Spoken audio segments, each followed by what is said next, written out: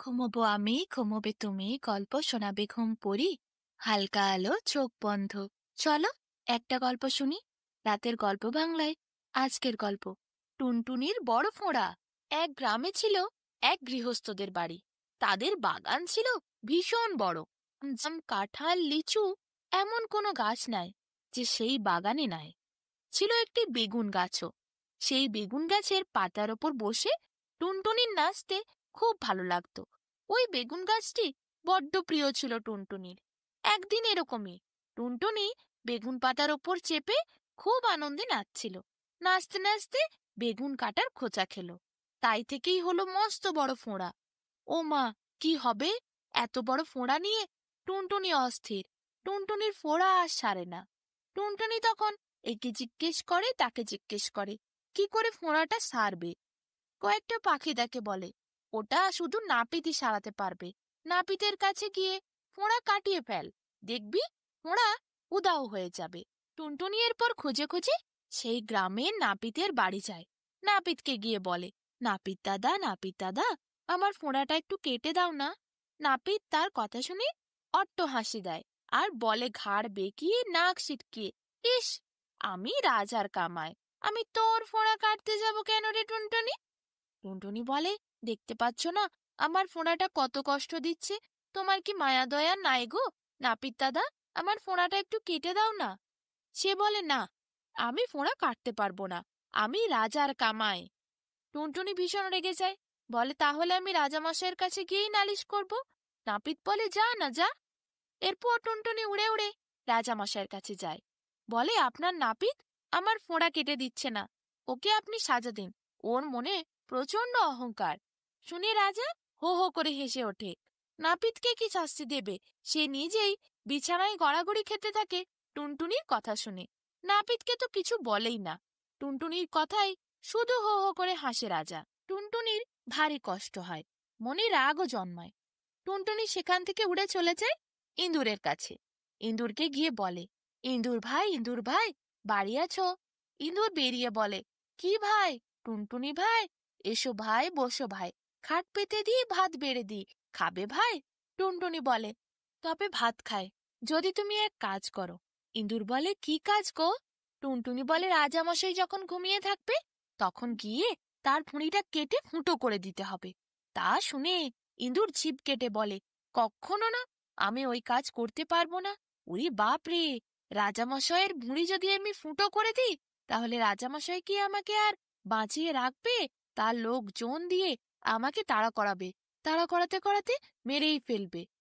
তারপর টুনটুনির ভীষণ রাগ হয় ইঁদুরের কথা শুনে। সে যায় বিড়ালের কাছে, বলে, বিড়াল ভাই, বাড়ি আছো? বিড়াল বেরিয়ে এসে বলে, কে ভাই? এই যে টুনটুনি ভাই, এসো ভাই, বসো ভাই, খাট পেতে দিই, ভাত বেড়ে দিই, খাবে ভাই? টুনটুনি বলে, ভাত খায় যদি তুমি ওই বদমাস ইঁদুরকে মারো। বিড়াল বলে, এখন আমি আর ইঁদুর টিন্দুর মারতে পারবো না, আমার বড্ড ঘুম পেয়েছে। তা শুনে টুনটুনি আবার রেগে যায়। তখন টুনটুনি লাঠির কাছে ছুটে যায়। লাঠিকে বলে, লাঠি ভাই, বাড়ি আছো? লাঠি বেরিয়ে বলে, কে ভাই? টুনটুনি ভাই, এসো ভাই, বসো ভাই, খাট পেতে দিই, ভাত বেড়ে দিই, খাবে ভাই? টুনটুনি বলে, ভাত খায় যদি তুমি বিড়ালকে ঠ্যাঙ্গাও। লাঠি বলে, বিড়াল আমার কি করেছে আমি ওকে ঠ্যাঙাতে যাব? আমি বিনা কারণে কাউকে কেন ঠ্যাঙাবো? আমি পারবো না। টুনটুনি ভীষণ রেগে যায়, রেগে একেবারে আগুন হয়ে যায়। তখন তার আগুনের কথা মনে পড়ে। এরপর সে আগুনের কাছে যায়।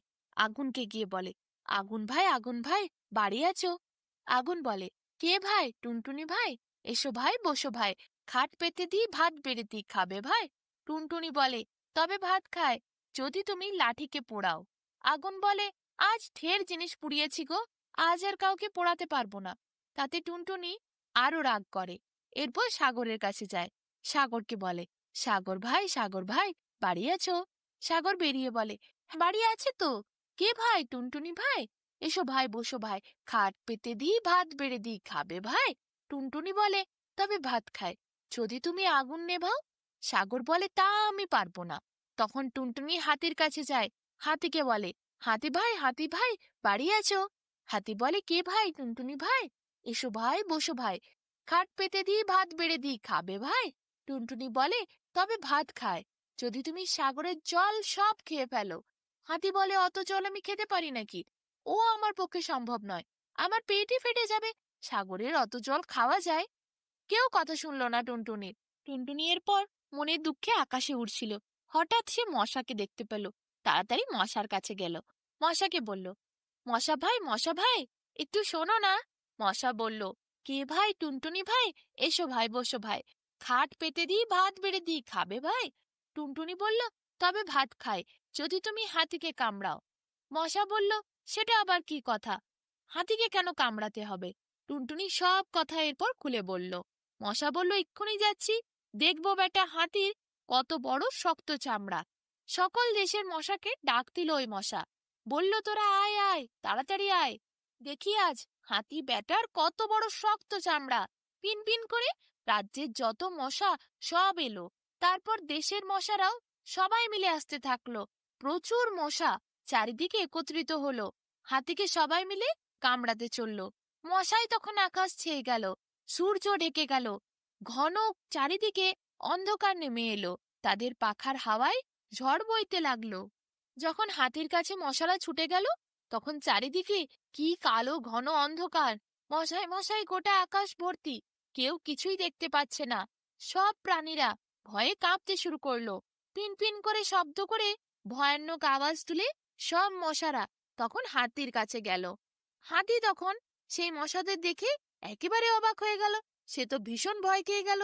একটি দুটি মশা নয়, অজস্র মশা, অসংখ্য মশা একবার তার পিঠে যদি বসে, তাকে কয়েক মুহূর্তের মধ্যেই একেবারে মেরে ফেলবে।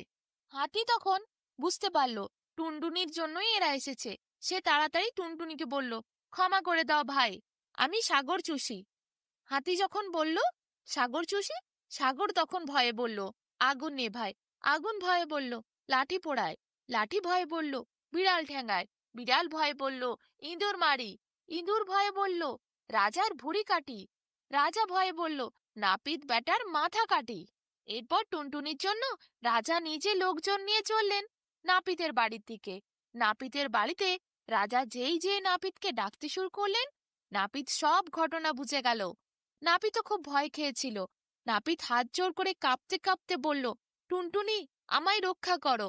রাজা যেন আমার মাথা না কাটে, তুমি আমায় ক্ষমা করে দাও, আমি বরং তোমার ফোঁড়া কেটে দিই। এরপর টুনটুনি হো হো করে হাসতে শুরু করলো।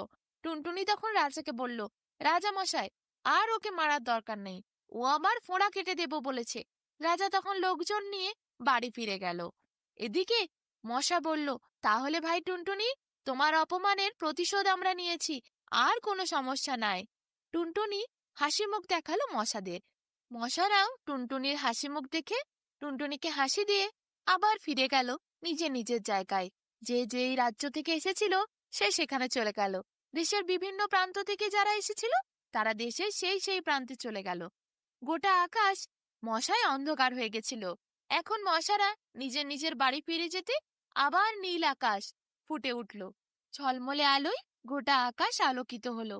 নাপিতের পর তার জিনিসপত্র নিয়ে বসলো টুনটুনির ফোঁড়া কাটতে। টুনটুনির ফোঁড়া সে পরিষ্কার করে কেটে দিল, তারপর ওষুধ লাগিয়ে দিল। টুনটুনি সেই ওষুধ লাগিয়ে বেশ কিছুদিন পটি নিয়ে নাকে ঘুরতে শুরু করলো। কয়েকদিন পরে নাপিত আবার তার নাকের পটি খুলে দিল। টুনটুনির ফোঁড়া তখন একদম সেরে সুস্থ হয়ে গেছে। টুনটুনি আবার নাচতে শুরু করলো বেগুন পাতার ওপর বসে।